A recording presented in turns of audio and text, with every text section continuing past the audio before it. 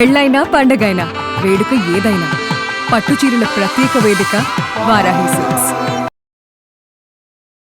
నమస్తే, welcome to Suman TV. నేను పద్మిని. ప్రస్తుతంతో పాటు ప్రముఖ ఆధ్యాత్మికవేత్త, వాస్తు జ్యోతిష పండితులు, లలిత ఉపాసకులు, వాస్తు జ్యోతిష శిక్షణ నిపుణులు బ్రహ్మశ్రీ నానాజీ పట్నాయక్ గారు మనతో పాటు ఉన్నారు. మాట్లాడదాం. సార్ నమస్తే. సార్, శ్రీమాత్రే నమః. ఏ రాశి వారు వారి రాశి ప్రకారం ఏ క్షేత్రాన్ని గనక దర్శిస్తే వాళ్ళ తలరాత మారుతుంది, లేదా పూర్వజన్మ పాపం ప్రక్షాళన అవుతుంది అనేది సవివరంగా తెలియజేస్తున్నారు. మేషరాశి గురించి ఆల్రెడీ మాట్లాడుకోవడం జరిగింది.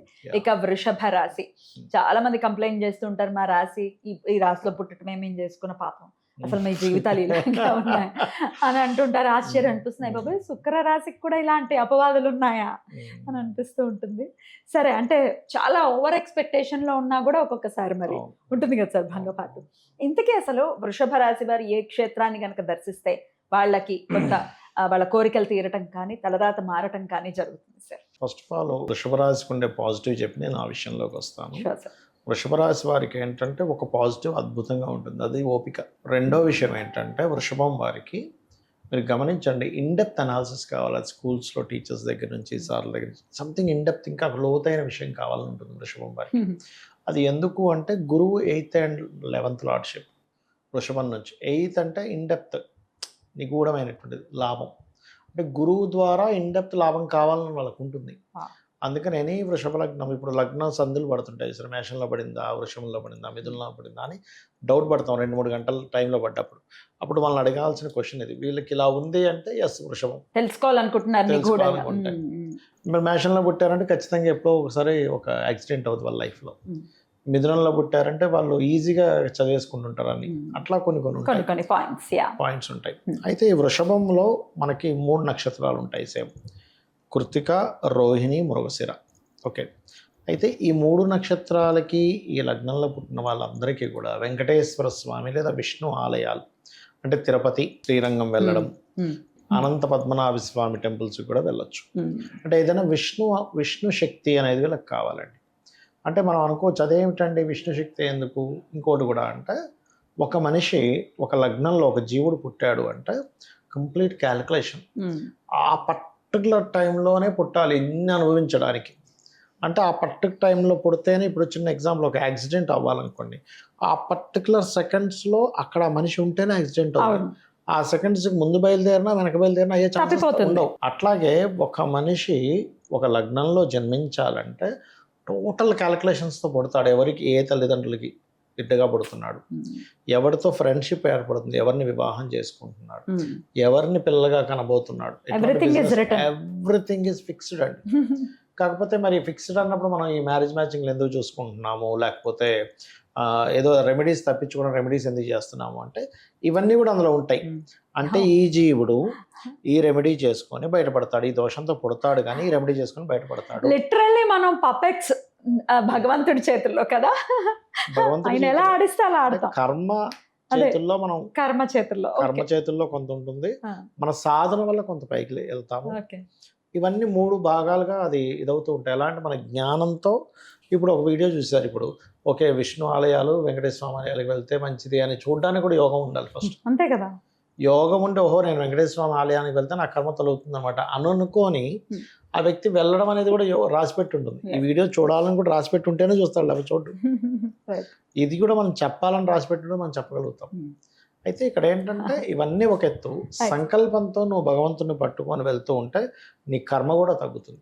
సంకల్పం కూడా చాలా గొప్పదండి, అక్కడ సంకల్పాన్ని తీయడానికి వీల్లేదు. కాకపోతే విష్ణు ఆలయాలు, విష్ణు సహస్రనామాలు ఎక్కువగా చదవడం, ఇవి ఎక్కువగా చేయాలి. అయితే ఇందులో మనం 3 నక్షత్రాలు అనుకున్నాం. చాలామంది ఏంటంటే నక్షత్రం వైజ్గా కూడా వెళ్ళొచ్చు అనుకుంటారు. నక్షత్రం అనేది ఎప్పుడు మనసుకు సంబంధించింది. మీరు ఏ నక్షత్రంలో పుట్టారంటే పలానా నక్షత్రం ఎలా చెప్తున్నాము, చంద్రుడు ఆ నక్షత్రంలో ఉన్నాడు కాబట్టి మీ నక్షత్రం ఇది అంటున్నాం. చంద్రుడు అంటే ఏమని చెప్పింది శాస్త్రము, వేదము, చంద్రమా మనసో జాత అంటే నీ మనసు యొక్క తత్వం ఏంటి, నీ మానసిక స్థితి ఏంటని చెప్పేస్తుంది నక్షత్రం. అప్పుడు ఆ మానసిక స్థితిలో మనం గనక ఎక్కువ అంటే దాన్ని కరెక్ట్గా ఉంటే, మన మనసు కరెక్ట్గా బ్యాలెన్స్డ్గా ఉంటే మనం ఉన్నత స్థితులకు వెళ్తాము. బ్యాలెన్స్డ్గా లేకపోతే మనం ఇబ్బంది పడతాం. కాబట్టి ఇప్పుడు మనకి కృత్తిక ఉంది, అగ్నిదేవుని కానీ సూర్య భగవాను కానీ ధ్యానం చేసుకుని ఉదయం నిద్ర లేచిన వెంటనే Hmm. ఓం సూర్యాయ నమః అని అగ్నిదేవుడు అని అంటే ఇంట్లో పొయ్యి వెలిగించేటప్పుడు కూడా దండం పెట్టుకోవచ్చు సార్? పెట్టుకోవచ్చు. అగ్నే కదా, అందుకే కదా స్నానం చేసి పొయ్యి పొయ్యి వెలిగించాలి వెలిగించాలని చెప్తారు. యాక్చువల్గా సర్పదోషాలు అంటే అందరూ అనుకుంటారు సర్పాన్ని చంపితే అనుకుంటారు, కాదు. అగ్ని దగ్గరికి వెళ్లే ముందు స్నానం చేయకుండా వెళ్ళి అగ్నిని ముట్టుకున్నా సర్పదోషమే. అమ్మా బాబోయ్.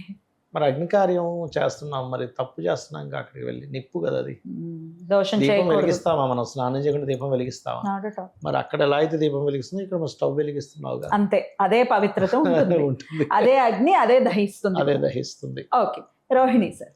రోహిణి వారు అమ్మవారి ఆరాధన, అందులో ముఖ్యంగా రాజరాజేశ్వరి అమ్మవారిని ధ్యానం చేయాలి. అప్పుడు వాళ్ళ మనసు స్థిరంగా ఉంటుంది. అంటే చిన్న చిన్న విషయాలకు కూడా చెదిరిపోవడం ఉండదు. ఎంత పెద్ద విషయం ఇబ్బంది అయినా కూడా వాడు చాలా కామ్గా చాలా ఇదిగా ఉండగలుగుతారు, కాన్ఫిడెంట్గా ఉండగలుగుతారు. ఇక మృగశిరాకి ఏంటంటే లక్ష్మీ నరసింహస్వామి 2 పాదాలు, 3-4 పాదాలు కూడా చేసుకోవచ్చు. కాకపోతే ఏంటంటే లక్ష్మీ నరసింహస్వామితో పాటు ఆంజనేయ స్వామిది కూడా చేసుకోవచ్చు 3-4 పాదాలు అయితే. సో ఇది మాత్రం లక్ష్మీ నరసింహస్వామి ఆరాధన, లక్ష్మీ నరసింహస్వామి నమః అని చెప్పి అనుకున్నట్లయితే ఖచ్చితంగా వీరికి ఇబ్బంది అనేటువంటి తగ్గుతుంది అని చెప్పొచ్చు. అద్భుతం సార్. అది.